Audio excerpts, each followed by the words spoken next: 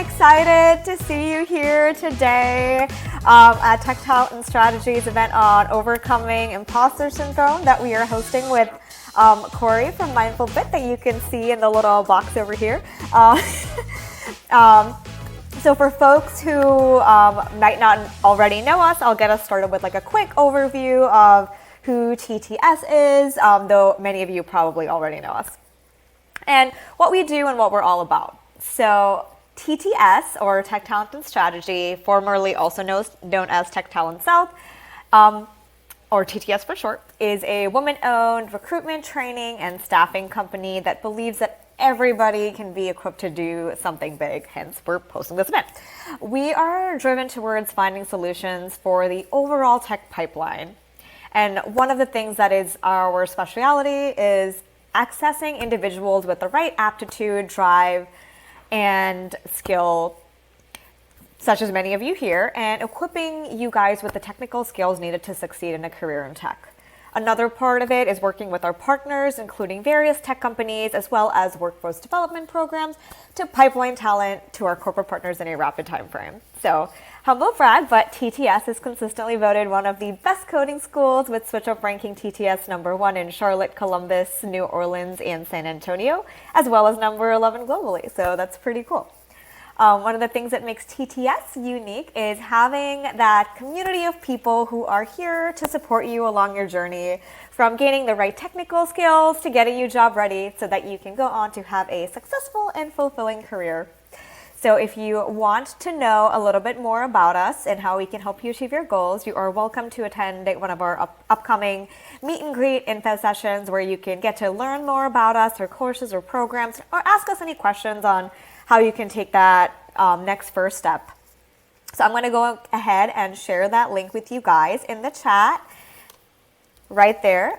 So feel free to register that if you would like to attend. And then one of these reasons that we're hosting this event is basically that we want to encourage you to embrace new challenges in your life, both professional and personal, and to support you achieve your goals. So I'm going to introduce Corey, who's in this little box over here, who is the founder of MindfulBit, who is here with us today leading this event. He has decades of experience in the technological sector, including over 10 years of experience in the corporate sector, and established MindfulBit to help other individuals in this hyper-competitive field navigate the early years of their career in a way that is healthy, authentic, productive, and successful. So he is going to be sharing some insights with us on imposter syndrome, basically what it is, how you can tell if you're dealing with it, ways and strategies you can help overcome it.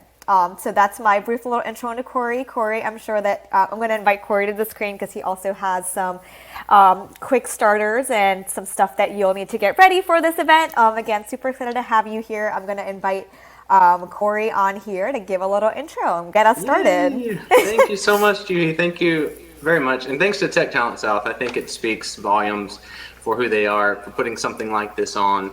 Mindfulness and technology isn't always something that you think of going hand in hand. But with my experience in the industry, I've seen that there's a real need for it. And it's so exciting to see Tech Talent South putting in the time and effort to bring this information to you. So I'm so excited to share with you about imposter syndrome today. It's a real passion of mine because I feel imposter syndrome all the time. I've been in technology working professionally for about 13 years now. And at least once a week, imposter syndrome hits me and attacks me, and I have to work my way through it. So I'm really excited to share those tips and tricks that I've learned along the way, and also some tips that I've been able to mentor and coach others in to help them move past it and through these feelings of imposter syndrome. So thanks again, Juhi. I'm so excited. Just to level set, I'll be going through a PowerPoint presentation initially. If you have questions, please feel free to type them using the Ask a Question button, or just typing them in chat throughout. And we'll have some time at the end to go over any questions that you may have. So without further ado, we'll dive right into the PowerPoint. Let me share my screen here.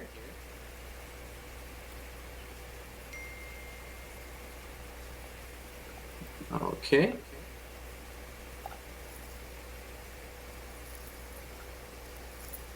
All right. So what we're going to be looking at today is overcoming imposter syndrome. So excited once again to share this with you guys.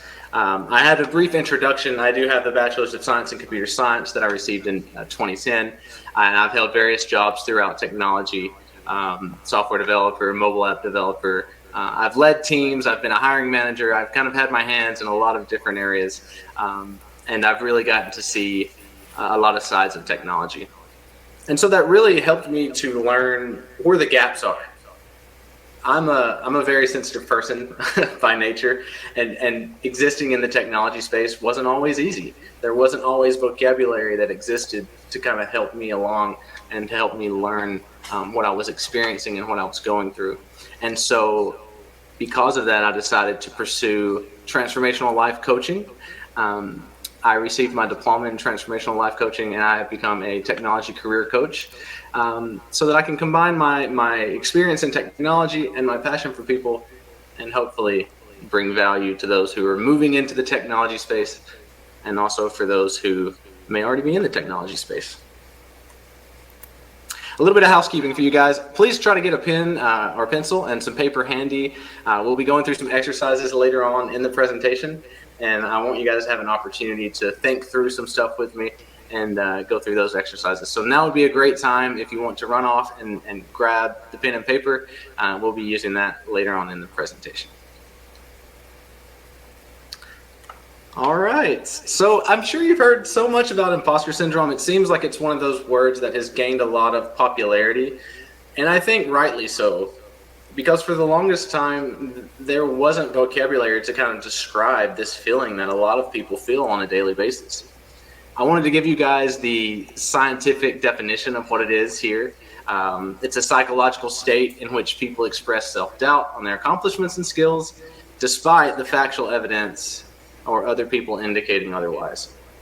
So that's the legitimate psychological definition. That one doesn't necessarily resonate with me like you would expect it to. I'm sure all of you who are in here have kind of felt some form of this. Maybe it's felt a little bit different, and it may show up as low self-confidence or questioning your abilities or not feeling safe in a space. And so we're going to really pick that apart today and really see what might be causing that and gain clarity and awareness to those feelings so that you can identify them and come up with a strategy and a plan for moving through those. And an estimated 70% of people feel this, right? So it's not just in technology that imposter syndrome exists. It exists in all domains. It affects all people, women, men, marketing managers, physicians, executives. Everyone is subject to experiencing these feelings of imposter syndrome. And you might be asking yourself, okay, well, what causes imposter syndrome? Why is this happening? And this is a pretty loaded question, but I kind of want to break it down kind of simply here. And really it boils down to our egos. Our egos really try to keep us safe, right? There's a lot of egos get a very negative rep. Especially this day and age, people are always bad-mouthing the ego. But the ego does its job, and it does it very well, right? The job of the ego is to protect you, to make you feel safe, to stop you from being hurt, to stop you from being put in positions where you might be embarrassed.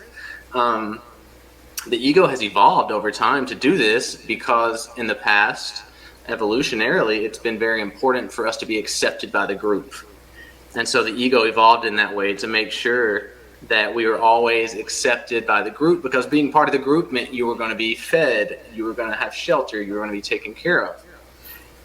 Now that same ego doesn't necessarily serve us the way that it used to.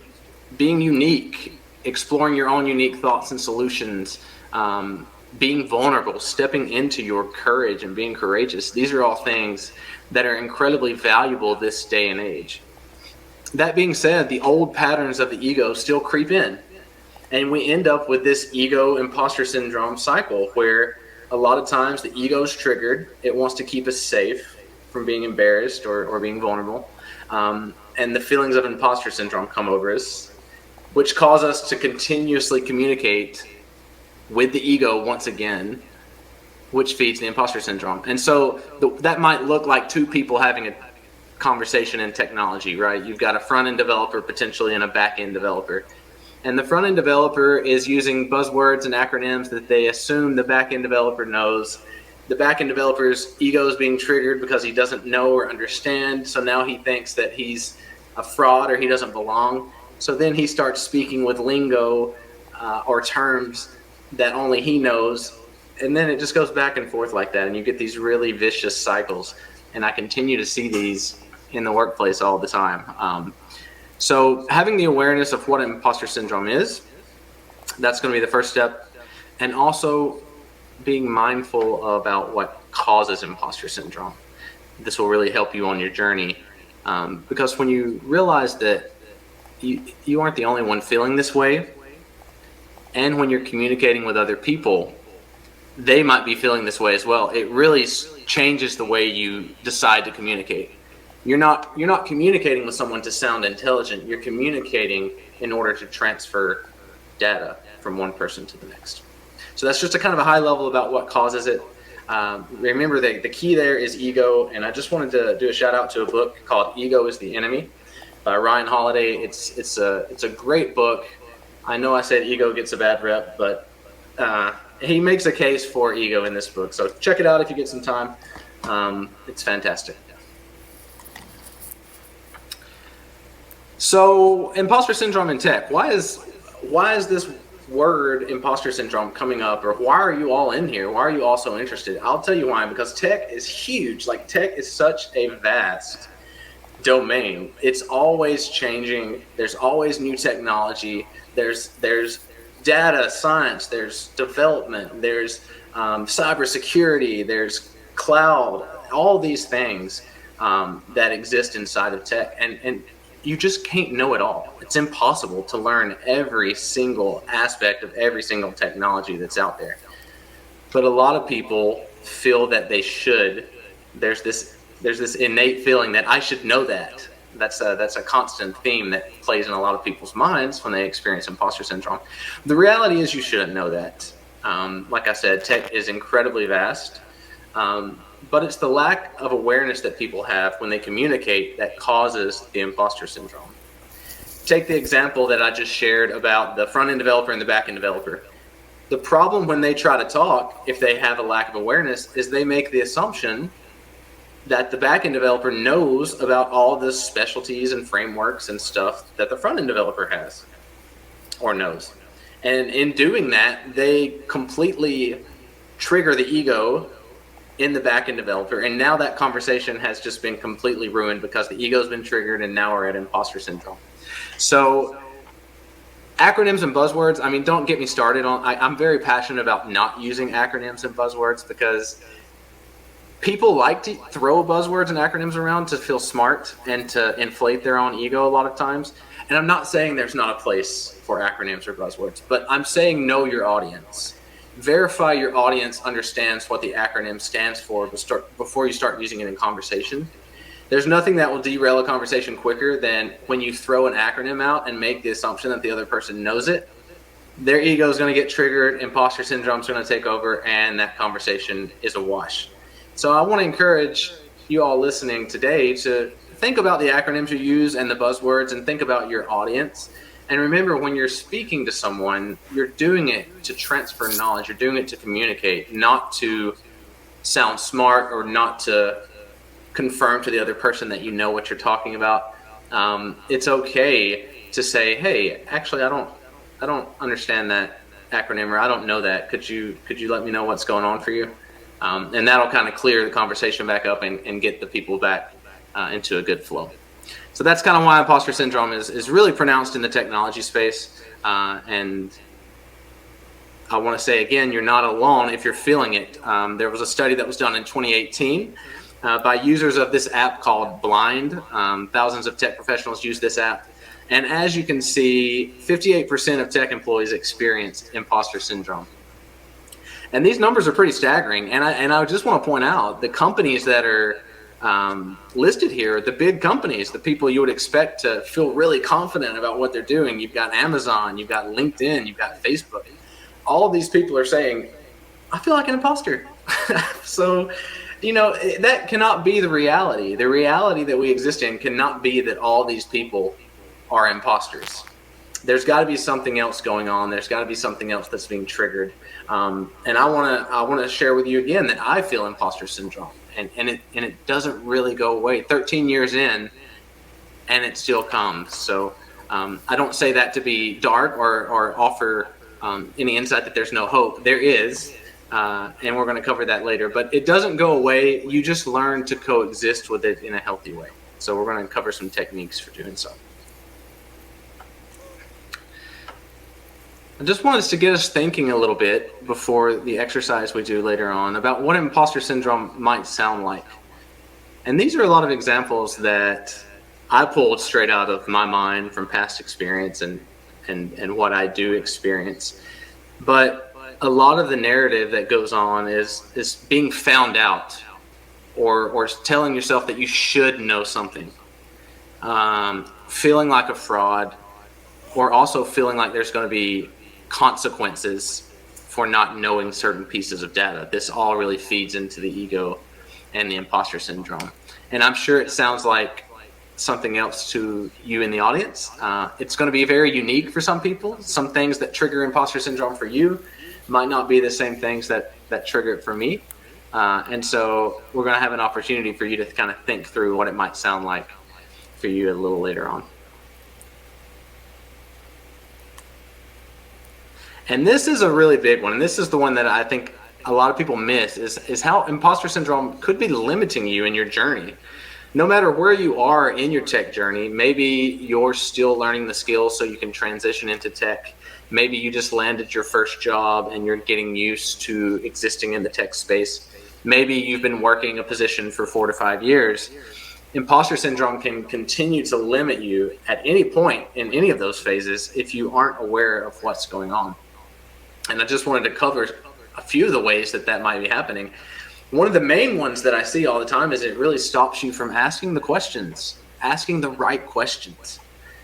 The way to add value to a company and the way to add value in any position is to ask the right question, and it's not necessarily to always have the answer.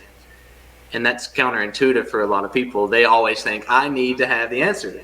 The answer is the most important part of the puzzle.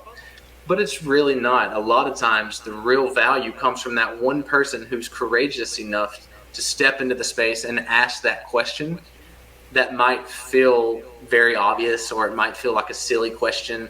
But I can guarantee you, I've been on so many meetings where some brave soul stepped up to the plate and said, actually, wait a minute, I have no idea what's going on here. And then it's hilarious because all of a sudden everyone starts speaking up and saying, actually, I don't know what's happening here either. Like, this makes no sense. And then you can really get down to the heart of the communication and the issue. And it really takes someone being brave and entering into that space and embracing that vulnerability, because vulnerability is very important. And the only way to kind of work through that imposter syndrome that you're feeling is to step into that and to be courageous. So always ask the question. There's no such thing as a dumb question. People say that, but it really is true. If it's a question that you're having, it is an authentic question. It is a real question. The fact that you're having it gives it worth. So ask every question. Please don't be shy at any point in your journey, because it might be that question that really clarifies something for you and helps you to move into the next phase. Another point on here just to touch base on is when you get to the point of interviewing and submitting your resume, I see imposter syndrome come out a lot for people at this point, because they'll open up a job request and they'll see 15 different technologies listed there, and they'll see the expected responsibilities, and they'll immediately say, this isn't for me. This job isn't for me. This space isn't for me. This isn't an area I could thrive. And all of that is imposter syndrome. It's not true. A lot of those job requests are a list of ideal things these companies would want, and most of these companies don't have the expectation that every client or every person who interviews knows every single one 100%. It's just not the reality of it. So check yourself in those moments when you're thinking about applying and interviewing. Just remember that, you don't have to match these things 100%. You don't have to know every little detail about every language. A lot of people get so caught up in the details that they lose sight of the big picture, especially as they're learning a new language or they're learning new skills and technologies. And I just want to encourage you to, sometimes it's okay to zoom out a little bit and re-clarify and see the bigger picture once again. So here's the good news, right? Overcoming imposter syndrome. It never goes away, I said, but we can learn to manage it. It's something that's going to come up for you. It's a natural experience. It's a natural response to the reality we exist in, going back to why, how we talked about the ego. So what we're going to do is we're going to learn how to handle it, how to move past it, and how to coexist with it in a healthy way. Because I want you to be able to exist in a space that's authentic, confident, where you feel empowered and where you feel safe to be vulnerable and ask those questions and show up authentically. It's very important that you feel like you can do that in all of the spaces that you take up. This slide is just kind of hilarious to me, and I put it in here. This is the American Psychological Association's 6 quick tips for overcoming imposter syndrome. And there's some good stuff on here, right? Talk to your mentors. That's great. You can go talk to a mentor. Recognize your expertise. That's wonderful. You can sit and think about, what am I good at? How did I get here? The one that I really think is amazing is number 5, change your thinking. As if it's that simple to just change your thinking and simply think different thoughts. If it were that easy, we would have a lot less problems on a day-to-day basis. So what I wanted to spend our time with today is really drilling into this number 5 point, change your thinking, because I think there's a ton of value here, not just for imposter syndrome, but you can apply some of these tools we're going to talk about today to other aspects of your life and other ways of thinking that might be holding you back or limiting you from moving towards your goals or achieving those dreams that you may have. So change your thinking. That's what we're going to do. So the first thing we're going to do, this is step 1, and this is a really fun thing. This is called taming your gremlin, okay? So I want you to imagine all of those nasty thoughts that you have in your mind about, I'm not good enough, I'm not supposed to be here, this space isn't for me, if I ask this question I'm going to sound silly. Take a moment and think about those thoughts. And I want you to imagine that that is a small gremlin that's living in your head. And I know this is going to sound kind of silly, but the whole point is to develop a sense of humor around this, to add a lightness to it, because now that we have the vocabulary and we know what's going on, we can get really good about raising our awareness. And so the trick is going to be identifying this gremlin, identifying these thoughts so that when they happen, you can take the appropriate action. So I want you to think of the thoughts that come when you're feeling imposter syndrome. The next thing is we're going to name the gremlin. We're going to actually decide what it looks like as well so that we have a visualization. This is a really fun technique because once you have visualization of the gremlin, you can form this really light-hearted relationship with it. When those thoughts come in, you can say things like, that's just my gremlin, like he's doing his job or it's doing its job. And it's doing it well. And so in the next exercise, this is where the pen and paper is going to come in. We're going to take a moment and we're going to go through this exercise together where you'll draw out your gremlin. So go ahead and get your pen and paper ready. We're going to have 3 minutes here of silence just to exist in the space together. And I want to allow you time to think about your gremlin. So first you're going to name your gremlin. It can be anything. You could name your gremlin Patricia or, I don't know, Bubble Face. It could be anything. I don't care what it is. But give your gremlin a name so that you can refer to it. And you can create that fun, lighthearted relationship with it. And the second step is I want you to just sketch your gremlin out. It can look like anything. Some people have really big gremlins with 6 arms. Some gremlins are these small little fairy-looking creatures. So think about the things that your gremlin's telling you and how that might impact what the gremlin looks like. And then the third thing is write down 3 things your gremlin is always telling you. So I'm going to go ahead and start the timer. We'll have 3 minutes for that. please do participate in this. I know sometimes taking pen to paper and exploring these thoughts could be a little intense or make you feel a bit vulnerable, but I want to encourage you to step into that. And if it's not something you normally do, maybe now is a good opportunity to give that a shot. So we'll pick back up in 2 minutes and 40 seconds.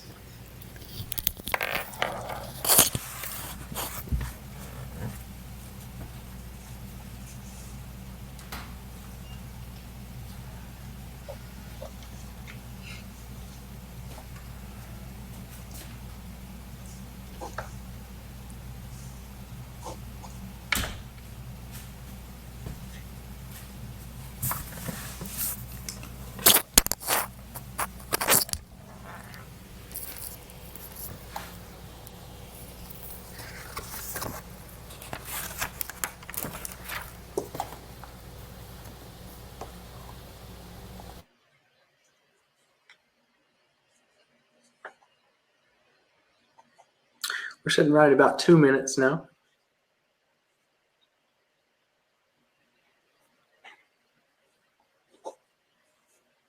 So little time. I'm just like, oh no, I'm almost not good enough. It's a quick skip. Just get it out of your mind and on some paper. It doesn't have to be perfect.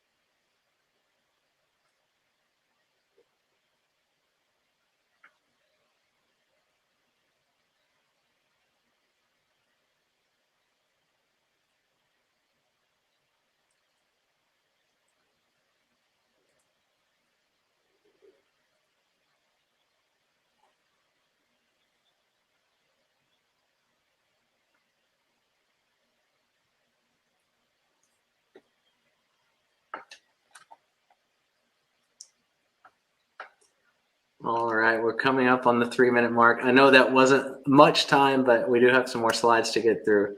So please take this exercise, and maybe if you still need to work on it, do it on your own time. I have a gremlin. I did mine. His name was Randy. I don't know if you guys can see Randy here.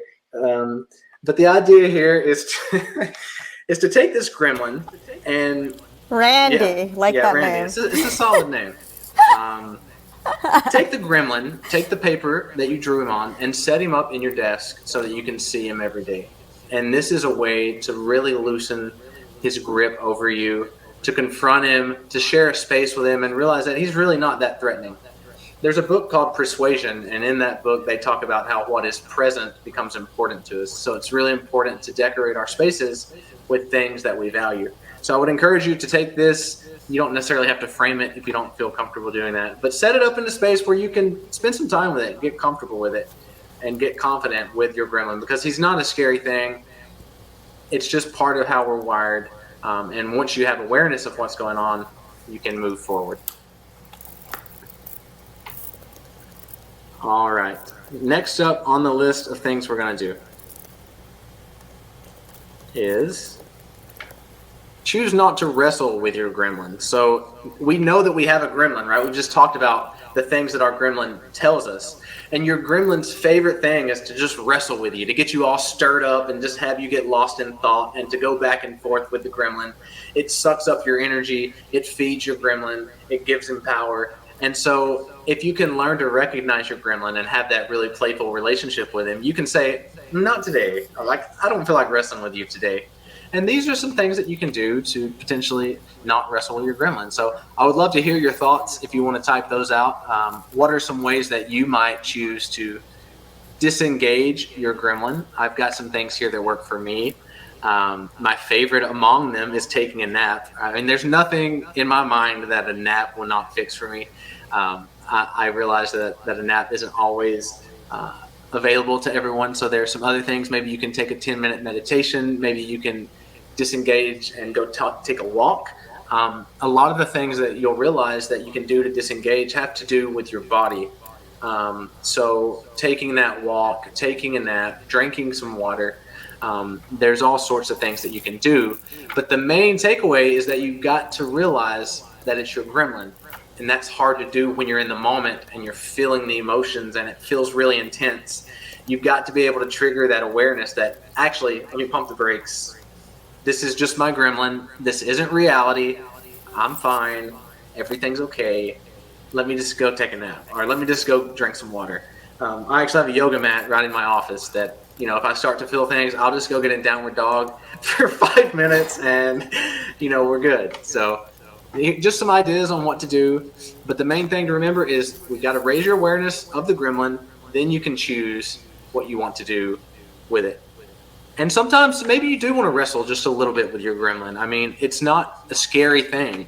You can enter into that wrestling match with awareness and knowledge of what's going on. That's a completely different experience than just going into it and letting the gremlin kind of control the ring. If you can get in there and you can start to question your gremlin and ask him stuff like, hey, what do you mean this? This doesn't make any sense. And so you can kind of go back and forth and have that fun relationship. But I hope that this kind of helps raise that awareness and gives you something tangible to kind of put that energy on. Next up, we're going to talk about creating space. And I know I said in the beginning that I hated acronyms, so you might be wondering why I'm using one, but I'm going to explain what space is here. Part of the problem with our existence, if I can say that, is that a lot of our emotions feel like they are reality when we're going through them and when we're experiencing them. And the real trick and the real spice of life is realizing that those emotions aren't actually representative of reality and what's going on. Those emotions are just your response, your trained response to what's going on. So when you realize that, you can start to raise your awareness to start thinking about, okay, what is causing me to feel this way? How does my body feel in these moments? What actions am I taking? What thoughts am I having when I'm feeling this? And what emotions am I going through? And so this is called creating space. The S is social context, P is physical reactions, A is actions, C is cognitions, and E is emotions. And this is a cognitive behavioral therapy tool that we use and I use for my coaching clients. And the goal is to just have a higher awareness of the situation, right? You're not going to have action items here, or this isn't going to solve anything. This is just going to help you to understand what's going on. So I was going to walk us through this as a group, but just for the sake of time, I'm just going to kind of step through some of the things that might come up out of this exercise as you do it on your own. What we have here is some answers, right? So for imposter syndrome, the social context might be talking with someone who I assume knows more than me. That one is always really hard for me, and I'm not sure why. I always struggle with it. If I assume the person I'm talking with has more knowledge or more depth in the area, it triggers my imposter syndrome. The reality for that, for me, is that this is a real privilege to talk to someone who knows more because they can teach me, or they can guide me, or they can help enhance my experience. But the knee-jerk reaction is, this person's going to find out I'm a fraud, right? They're going to catch me. And so that's the social context that triggers it for me a lot of times. So then we move into P, physical reactions. What is your body noticing? How is your body responding? Maybe your palms get sweaty. Maybe your mind starts to race. Maybe your legs begin to tremble. But I want you to start thinking about, in these moments, how is your body reacting so that you can use these reactions as triggers to identify, I'm having imposter syndrome right now. What actions does this feeling cause you to take? For me, I don't ask questions. I second guess myself. I lose confidence in myself. Those are some of the actions that I do when I'm feeling the imposter syndrome. Cognitions, you'll see there's the gremlin again, right? We can't get away from the gremlin, but the cognitions piece of this is the gremlin. This is the things that you're telling yourself, the thoughts that you're having, the negative thoughts that you're having that are really stopping you from putting yourself in a space that's uncomfortable, or asking a question that might really help you, or reaching out to somebody who has the job you want and saying, hey, could you just tell me about this? Could you tell me about this job? You'd be surprised how many people are scared of that, or just networking, because they're afraid that the person they reach out to is going to say, hey, why are you asking me this, right? You don't have any experience in tech, right? But that's not the case. That's not the reality. People in tech are actually a lot more friendly than you would expect. And then the final one is emotions, right? What emotions is this causing me to feel? I'm anxious, I'm stressed, I'm feeling embarrassed. It could be a lot of different things for a lot of different people. But the main goal of creating space is to give yourself space to be able to think about what's going on. There has to be space between your awareness and your action. You can't realize something's happening and immediately take action in the same space or the same breath. You need to be able to create some space so you can think about it and then take an action that makes sense and is logical and is actually going to be pushing you forward. So that is the space model. Next, we're going to take a quick look at another model. This is called the STAR model, and it's a way to tackle problematic responses to situations. Now, what's really cool about this model is it actually will give us an opportunity to explore our limiting beliefs and come up with more creative outcomes. So this one is very much outcome driven.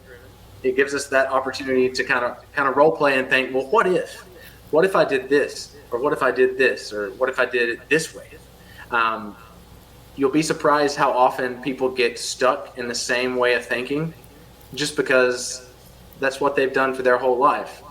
But you'll find that we all have our own limiting beliefs. We all have these paradigms that we've learned over time that we think are true about reality that just really aren't. And so this pattern is all about challenging those thoughts and giving ourselves opportunities to explore avenues of growth. So you'll see that STAR stands for situation, thoughts and feelings, actions, and results. And this is really similar to the space model. You'll see that situation, thoughts and feelings, and actions were all in the previous model. The difference here is that we're going to define the results column. And so here's an example of what that looks like. When you do this exercise, you'll create this column-based approach. You'll put your situation, thoughts and feelings, actions, and then results. And then you'll just kind of go through. You'll do one for your current situation. So this is current. What is currently happening for you? What is the situation? And we'll just walk through this one as an example. Maybe the situation is applying for a software developer job. And you're having thoughts and feelings around that. Every time you do it, you're feeling nervous, you're feeling sick, you wish it were easier. Maybe you're feeling inferior, or like someone's going to call you out. You worry they're going to think you're not qualified, and that if someone actually answers the call or gives you a call back, they're going to find out you're a fraud. And so the actions and the way that manifests is it stops you from applying for the jobs that you really want, maybe the jobs that you really deserve, the jobs you're actually capable for. And so in the results column here, we have this is what is happening because of my thoughts and the situation and my actions. I have zero chance of getting the jobs I want because I'm not applying for them. I'm not opening myself up and being vulnerable to learning and getting feedback on those resumes and talking to recruiters. I'm stuck and I'm not moving forward. And maybe I feel like I'm just wasting my time because I'm stuck working in an industry that I hate. So that's an example of an existing STAR pattern. And so what you can do is you can take that model and you can come up with something called the alternate positive STAR pattern. And so it's very similar, right? It's made up of the same four columns: situation, thoughts and feelings, actions and results. But this time we're going to give ourselves options. We're not stuck in the same patterns as we've been in. And so maybe instead of applying, I could spend that energy developing my skills. Maybe I could find out if I'm truly qualified for that position. What is the reality? Do I truly have the skills? Do I not? Why am I feeling this way? Maybe you confront your imposter syndrome and you realize, actually, yeah, I do have the skills, right? This is fine. This is a-okay. And then you go ahead and apply for the role. That could be the situations. And you get a few options for each one of these. For thoughts and feelings options, maybe you realize that the application process and interviewing is intense for everybody, even the most qualified candidates. And just an aside, I want to tell you, if I were to apply for some of these jobs today, I'd be a nervous wreck because they really, the interview process is just tough. It's hard. That's the nature of the beast. And that's the reality of it. But everyone feels that. And so I hope that you don't feel any type of solitude or feel like you're alone in that, because that's felt by a lot of people. Another option is it'll feel good to actually understand the reality of the situation. Maybe the reality and the truth is that you're really not ready for this position, and that's okay, right? You're confronting the reality, because if you know that, now you can stop spending all that energy feeling those negative emotions, and you can start to work to fill those skill gaps. That's a very different feeling, to take that energy and invest it in yourself to learn those skills, versus taking that energy and feeling dread and anxiety and stress every time you're applying for these jobs that you might not be qualified for. So the actions for this one would be gaining clarity around the skills that are necessary. Maybe I could score myself around these skills. Maybe I take a list of the skills that the job requires and I give myself a number between 1 and 10. If I feel like I'm high enough in these, then I know this is just imposter syndrome. This is just, there's no truth to this reality. I know that I feel good because I've taken the time to score myself and take a really honest look at what's going on. So the results of that is that you develop much more clarity around the current skills and any gaps in those skills that are making you feel like an imposter. And now you have a roadmap of skills that you can work on. Or you've realized that, wow, I am actually qualified for a lot of these jobs. This is just imposter syndrome. This is an old narrative that is running in my mind. This is my gremlin. There's no truth here. And you can move past that using the techniques that we've talked about today. All right, so we got another little fun one here. I call this the bonus step because I love this one. I use this one all the time. In fact, I was doing these poses before this presentation. I mean, in full disclosure, right? These are power poses and really focus on your body. A lot of times we forget that our body knows things often way before our mind can comprehend them. Our body is really in tune with what's going on around us. It can pick up on things that the mind, it takes time to catch up on. And so this power poses is a way to use your body to trigger certain emotions or feelings in your mind. So you're kind of going backwards. And so our body language shapes who we are.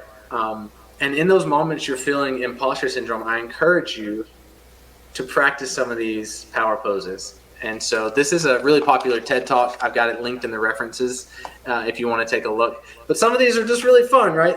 The main point is that you want to make yourself big and you want to take up space.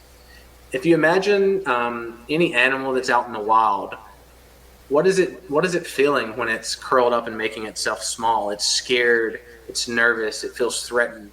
And most animals in the animal kingdom will get small in those moments. Practicing power poses is all about taking up that space, feeling comfortable and confident in the space that you're in, and experiencing and expressing that with your body.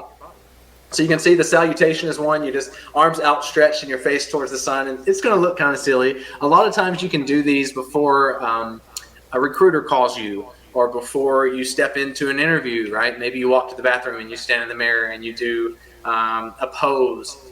And you'll notice that if your heart's beating really fast or you've got some nervous feelings in your stomach, once you start to do these practice poses, you'll start to feel the heart slow down. You'll start to feel a lot in your body. And hopefully those physical reactions we talked about earlier when we were creating space will kind of dissipate and allow you to move past the imposter syndrome feelings. So practice those. There's 5 of them there. There's more out there. Really the easiest one there is just smiling. A smile is free. It doesn't hurt to smile. So, I always encourage you, even when you're feeling upset or imposter syndrome, it'll feel counterintuitive to smile. But a lot of times if you smile, like the happy feelings or the joyous feelings will follow the act of your body. So what now? This is the end of the presentation. If you enjoyed this or you enjoyed the models that we talked about today, I do have a private coaching practice, and I would love to invite you to reach out to me if you're interested.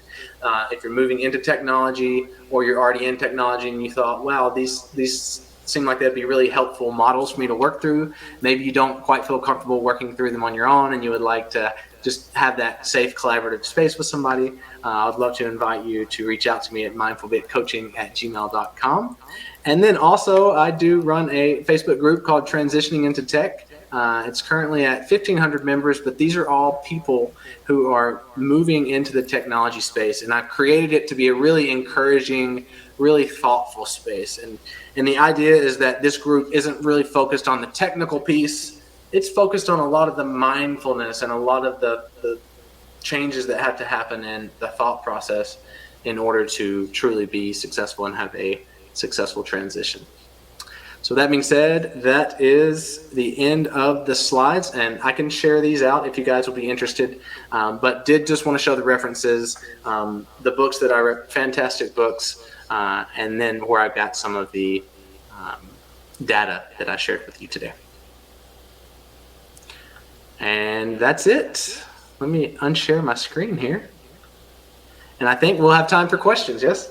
Woohoo! Amazing. Oh my gosh, Corey, that was so inspirational. You were just talking about all the stuff that I'm sure all of us could relate to. The chat was blowing up with people that could relate. I'm sure you've inspired so many people on here. We do have some questions coming in. So I'm gonna ask you the questions, Corey. I'm gonna put you on the spot right now. Please do. Okay, the first question is from Sunil, and he asks, can past successes trigger current imposter feeling? Oh, can past successes trigger current feelings? I don't see why not. I think they definitely could. And I can think of a situation where maybe in the past you were really involved in a certain technology and you were really good at it and you practiced it a lot. And perhaps you've moved into a more managerial role or a manager, software development manager lead role where you're not doing as much coding. I've seen that a lot of times where people, as they climb up the ladder and they get less technical, they can begin to feel like an imposter because their skill set's changing. And so that past success of learning the technology and being hands-on and creating it kind of starts to dissipate and it is replaced with new skills. But a lot of times that might cause the imposter syndrome to come back. But when these people take time and they actually sit down and see, okay, I might be losing some skills in this area that I've had in the past, but let me take a real hard look at the skills that I'm gaining now and realizing that even though you're losing some, you're gaining some in another area, it helps calm those feelings of imposter syndrome. Wow, amazing. Okay, then Delvin wants to ask, how do I feel, or how does he feel confident enough to look for a job, prepare for interviews and such?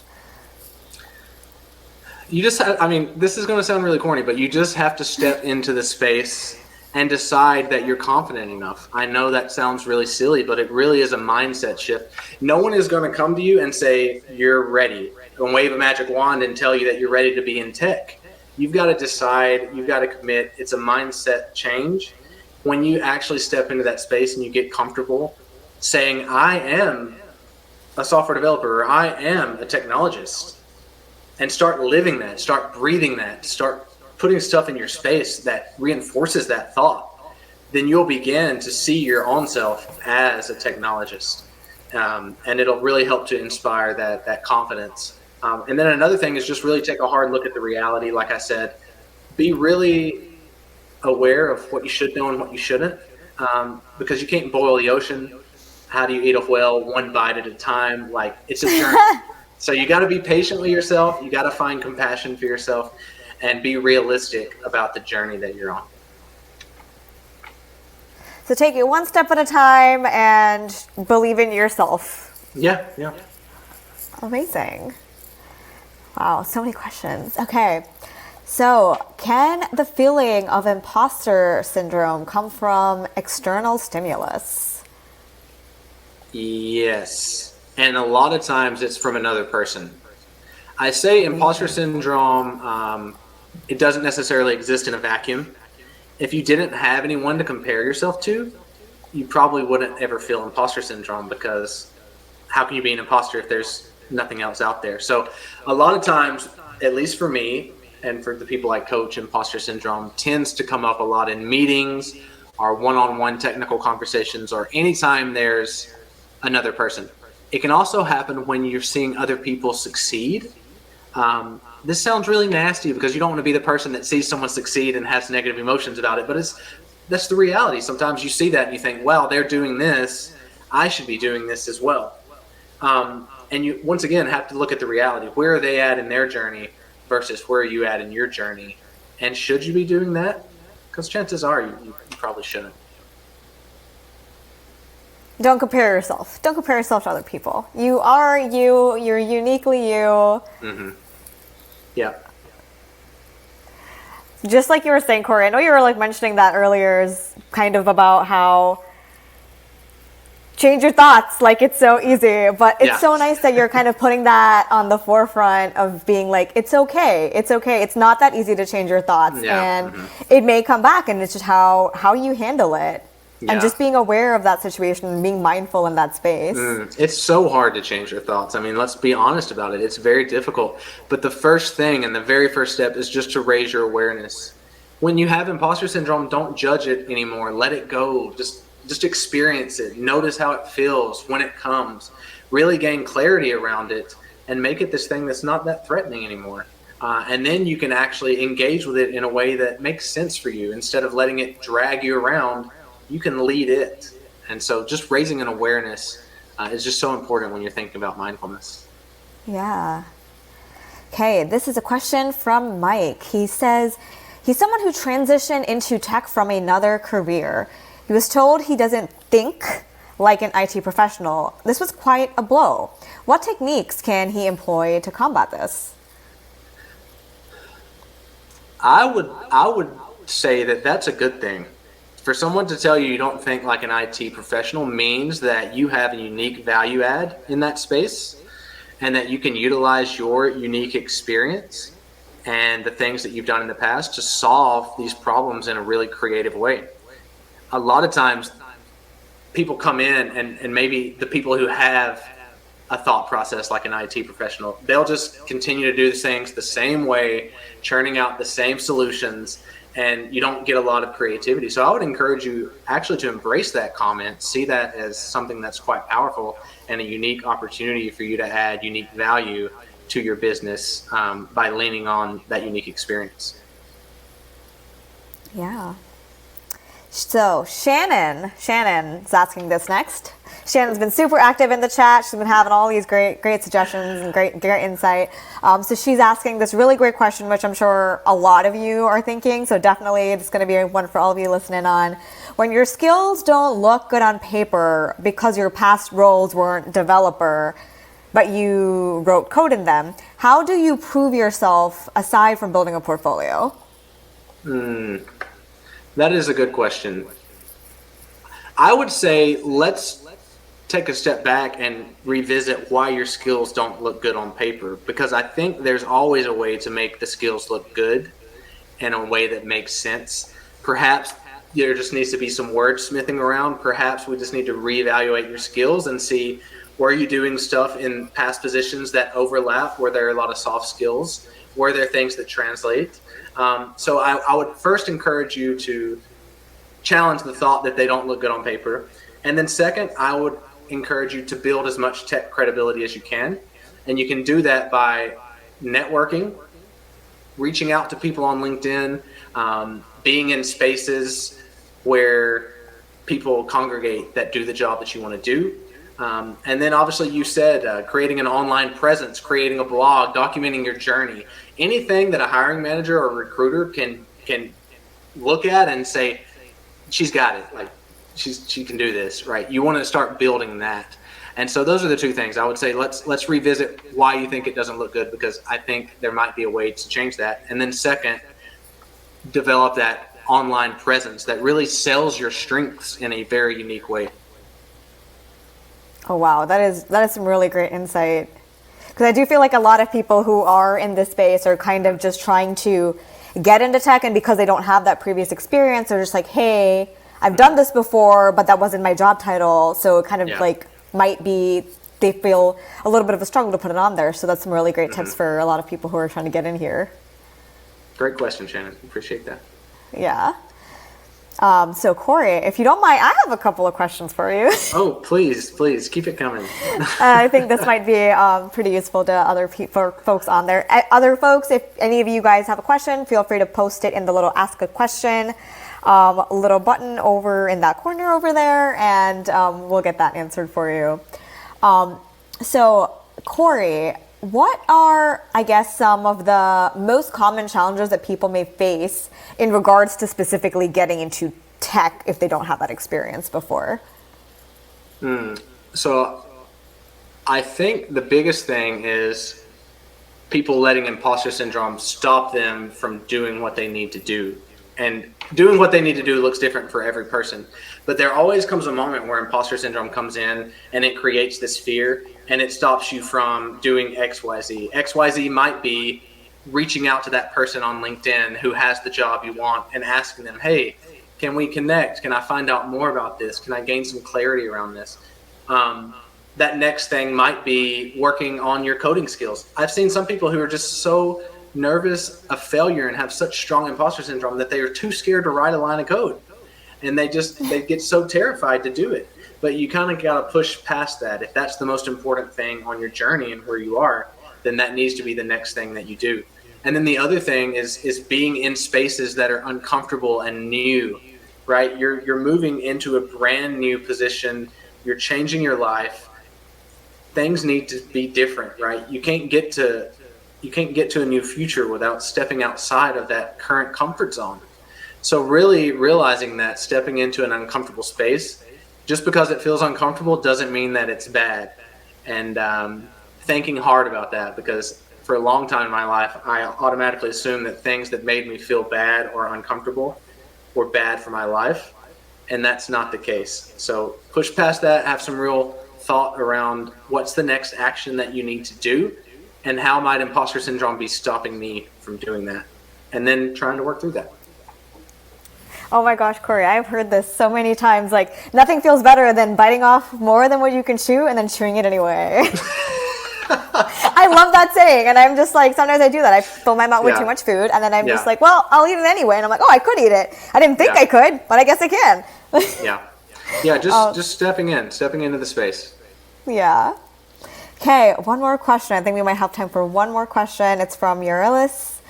So company culture can enable this feeling.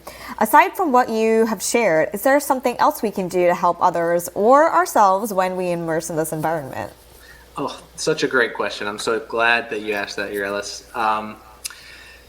This can be really challenging when it comes to corporate culture, and especially if a lot of people in the technology space don't have that awareness. So what I would encourage you to do is, number one, raise your own awareness, realize that imposter syndrome is happening for you and the people that you're working with. And when you realize that this dynamic is actually happening, you can be the change that you want to see in your environment. You can start having those conversations.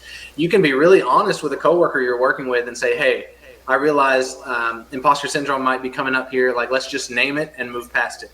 Or maybe you realize that they're getting flustered. Maybe acronyms have been thrown out and both parties aren't really connecting.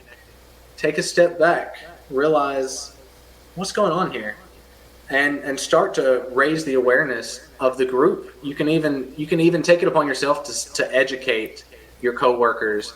I mean, that's the whole reason I started MindfulBit, is because I saw a real gap in mindfulness in the tech workspace. And so I really am passionate about it. So I wanted to educate. You only have to be a couple of steps ahead of someone to turn around and lend a hand. And this is a great example of that, because now you're equipped with this knowledge about imposter syndrome and how you could potentially overcome it. So it's very easy for you in the workspace to offer that same advice to someone else that you're communicating with, or that might also be struggling with those same feelings. Wow. Oh my gosh. I don't know, Corey, if I could have asked for anything more. This has been so inspirational, I'm sure, for everybody on this call, as well as me. I'm sure even if all of us have dealt with it, Corey, you probably know this, you kind of have to keep reminding yourself of that because it keeps coming up. You might kind of handle it for one situation, it just comes up again. And like, thank you so much for being in this space, kind of sharing with, the TTS community. Yeah. Probably some like very, very relatable to, what you're talking about. And it seems like so many people are just like so happy that you were able to like kind of do this, kind of inspire people to kind of overcome this and kind of break into tech or transition into tech, like you like to call it. Yeah. Do you have any like parting words for us, Corey? Thank you so much for asking. I just want to encourage everybody. One of the most valuable things I give to my clients and my community is being someone who's in tech and offering a credible source to say, you can do this. I've seen it done. I've seen people transition. It's possible. So I want to be that credible source. I've been in technology for 13 years. I know what it takes, and I've seen people make that transition. And I want to encourage you to just keep moving forward. Do it with mindfulness and awareness, and always pursue clarity around your journey, and you're guaranteed for success. So just keep pushing forward, and I wish nothing but the best for all of you.